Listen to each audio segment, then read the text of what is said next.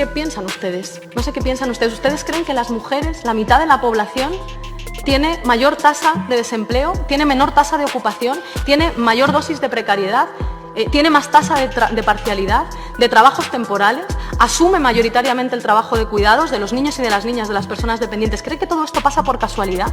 ¿Cree que no hay ninguna condición estructural de desigualdad que esté justificando que haya millones de mujeres en este mundo, hoy, a día de hoy, que no saben qué hacer mañana, que no saben si van a poder comer mañana, que no saben cómo van a poder cuidar a sus hijos mañana si a la vez tienen que ir al trabajo? ¿Creen que eso es casualidad?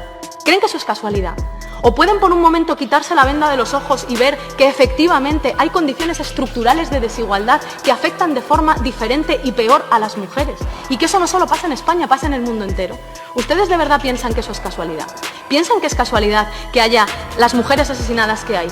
1051 desde 2003 que tenemos capacidad de tener los datos y solo a manos de sus parejas o exparejas. ¿Creen que eso es casualidad?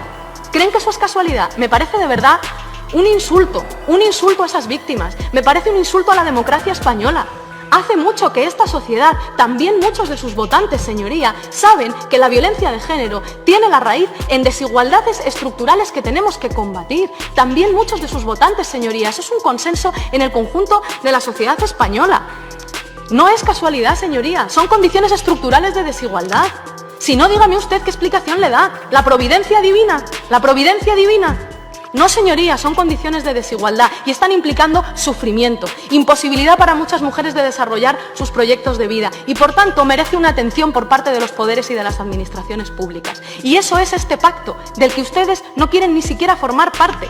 Yo le invito de verdad a que se quite los prejuicios y las vendas de los ojos, que esto es un pacto de Estado, señoría, de Estado. Me pregunto, las señorías del Partido Popular, las señorías de Ciudadanos que gobiernan con estas personas, con los señores y las señoras de Vox, me pregunto, señorías, ¿qué les dicen cuando les niegan a ustedes la violencia machista?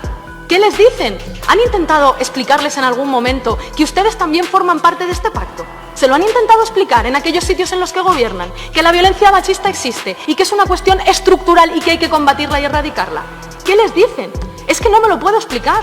No lo puedo entender, señorías. En esta comisión estamos todas a una para combatir la violencia machista. Todas a una.